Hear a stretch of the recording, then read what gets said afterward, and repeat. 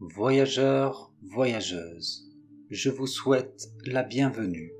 Nous voilà au commencement d'une confrontation entre monoïstes et synthésistes, et à la croisée des destins d'Al-Farael et d'Alia. J'ai eu la chance d'assister à ce conflit, ainsi qu'à ses conséquences. Laissez-moi vous conter ce fragment de vie. Tout commence à bord de l'Inévitor d'Al-Farael, où celui-ci se familiarise avec ses compatriotes martyrs, Sima, Nagashua, Zagashwar ou encore Purael. Chacun d'eux s'est porté volontaire, connaissant parfaitement que cette attaque les conduira dans la prochaine éternité. Au cas où ce n'était pas assez clair, ils savent qu'ils vont mourir. Certains en sont ravis et n'attendent que ça, comme Zagashwar. D'autres veulent s'y rendre en avance pour y éliminer les hérétiques qui ne méritent pas l'accès au paradis promis. C'est le cas de Purael, une criminelle qui compte bien continuer son œuvre dans le monde d'après. Chacun a sa propre vision de la foi, et c'est intéressant de les observer interagir entre eux quelques minutes avant leur fin. Après une prière commune, l'Inévitor se prépare à se cracher, protégé par le Sherazade. Après la collision, les volontaires n'auront que 10 minutes pour accomplir leur mission, trouver une faille dans le père de l'aube. Après ce délai, l'impact suspendu dans le temps par le Sherazade sera libéré. Mieux vaut ne plus être dans les parages. Le premier à tomber est Zagashwar, qui ne survécut pas à l'atterrissage, malgré la protection du Sherazade et de son armure en alabile. Al-Farael se retrouve à devoir déclencher Sekar pour son compatriote, avant que celui-ci ne se vide de son sang. Zagashwar disparaît alors dans le microvide, qui dérive en direction de Sotera elle-même. Al-Farael reste concentré. La perte d'un camarade par Sekar n'est pas traumatisante pour un monoïste, car ils savent par leur foi que c'est le bon chemin, et se dirigent vers le reste des assaillants qui finissent d'anéantir les derniers soldats Solétoile présents. Les monoïstes accèdent rapidement à une basilique, une maison de la foi Solétoile. Ils commencent à la brûler sous l'excitation.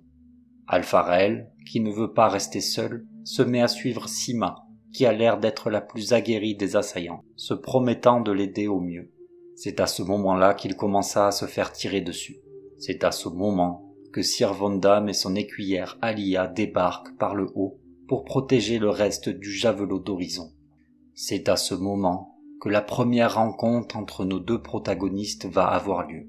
Celle-ci n'est pas très joyeuse.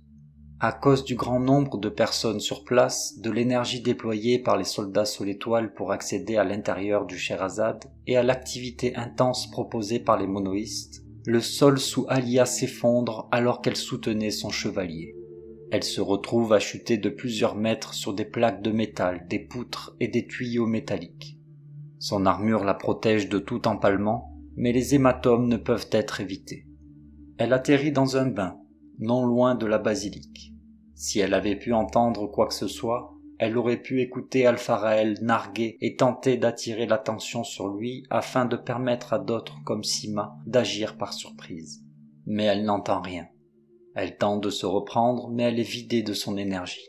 Et elle est seule, au sol, désespérée et loin de son chevalier. Son chevalier qui s'est fait prédire sa mort. Elle aperçoit une ombre se rapprochant d'elle. Elle reconnaît un monoïste et veut lui tirer dessus, mais son gladiateur, une épée solétoile utilisant l'holo solide, de la lumière condensée solidifiée, est trop abîmée. Elle est projetée en arrière et le monoïste, qui est en fait Al-Farael, je suis sûr que vous l'aviez deviné, en profite et fonce pour s'écraser sur elle. Al-Farael a visiblement l'avantage et en profite pour maltraiter le crâne d'Alia. Mais le corps de l'écuyère, entraîné depuis des années, sait réagir sans l'aide de son cerveau. Par réflexe, elle parvient à enclencher son gladiateur et à tirer des faisceaux lumineux au corps à corps sur son adversaire, ce qui découpe l'armure du monoïste. Au même moment, comme pour s'acharner sur le sort d'Al-Farael, Sir Vondam fait son entrée et balance le monoïste contre un mur à l'aide d'une lance de lumière. Alors qu'il prend des nouvelles de son écuyère, Sima, une des monoïstes arrivées avec Al-Farael, tente une attaque surprise sur le chevalier. Malgré ses aptitudes surprenantes, parvenant à tordre la matière de son armure en mouvement, le chevalier est à un palier bien supérieur en termes de combat. Il se défait facilement de l'assaillante, qui finit par prendre s'écart et disparaît dans un clignotement violet. Sir Vandam propose à Alpharel de se rendre plutôt que de l'exécuter, malgré les protestations silencieuses d'Alia. Peut-être a-t-il senti l'hésitation chez le jeune monoïste. Il lui propose même une solution pour survivre au temps limité induit par le Sherazade. Alpharel, déjà rempli de doutes vis-à-vis de sa foi, n'hésite pas. Il ne veut pas mourir. Il ne veut pas prendre s'écart et rejoindre la prochaine éternité. Il veut vivre. Et pour le prouver, il va se débarrasser de sa perle de singularité, symbole des monoïstes adorateurs des supervides. Il la saisit et la lance loin de lui. En la jetant, le micro-vide emporte la main droite d'Alpharel qui hurle de douleur. Mais il l'a fait. Il a jeté s'écart, directement à travers la tête de Sir Vandam qui s'effondre immédiatement au sol. À ce moment-là, la scène ralentit et j'entends de nouveau la pierre de fin qui me parle. Elle me propose un choix, car je suis apparemment pour l'instant celui qui décide d'activer ses pouvoirs. Elle me propose de laisser la vie sauve à Alpharel, ou au contraire de ne pas lui laisser sa chance. Mais je sens bien que la première option est celle qu'elle désire. J'ai bien compris que sans Alpharel, elle ne pourrait pas revenir jusqu'à son maître. Et je suis curieux d'observer cet être mystérieux. Alpharel vivra. Alpharel profite de ce moment pour s'enfuir, tout fier d'avoir tué un chevalier solaire. Après être rentré dans Sir Walker qui venait en renfort, il se fait paralyser et apprend qu'il n'a que 4 minutes à vivre à cause du Sherazade. Et alors qu'il s'apitoie sur son sort, Slats, l'Astelli en charge du père de l'Aube, le rejoint. Alpharel pense d'ailleurs des mots intéressants à son sujet, en appelant l'être angélique une espèce jumelle des Susuriens qui ont fondé la vraie foi. Astelli angélique et Susuriens vampires des espèces jumelles. Intriguant. J'espère que nous en saurons plus dans le futur. Slats décide de condamner Alpharel à vivre, voyant en lui un rouage du destin et un nouveau converti des adorateurs de la vie. Il lui indique même la marche à suivre pour récupérer un vaisseau sous l'étoile et partir du javelot d'horizon. Ce qu'Alpharel s'empresse de faire, et il réussit à démarrer un faiseur de guerre dans ses dernières secondes de temps suspendu. Alpharel vivra. Alors que le monoïste, mais dois-je vraiment continuer à l'appeler ainsi, s'envole vers d'autres cieux, je retrouve Alia aux côtés de Quinidad.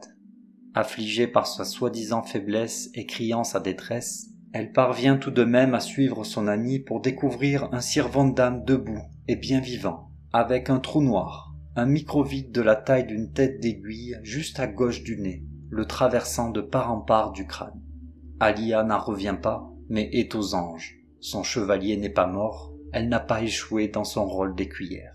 De nouveau auprès de son mentor, Alia assiste à une déclaration du capitaine Slats sur l'attaque qui vient de se terminer. Mais Sir Vandam lui annonce une nouvelle qui va, c'est certain, bouleverser sa vie. Il pense que quelque chose cloche dans les agissements et les prédictions de l'Astelli. Il lui évoque un Anstrous, un blasphème contre la grande cosmocordance de la synthèse lumineuse. Il pense qu'Alpharel n'est vivant que parce que quelque chose veut qu'il vive, et que même les pouvoirs de divination des Astelli se sont fait berner. Il pense être lui-même un Anstrous vivant, et il compte bien enquêter de son côté sur cette affaire. Vers où tout cela va-t-il le mener, lui et sa fidèle écuyère Alia? J'en ai ma petite idée, et nous n'allons pas tarder à le découvrir. Je ne manquerai pas de vous partager leurs péripéties dans un nouveau fragment de vie.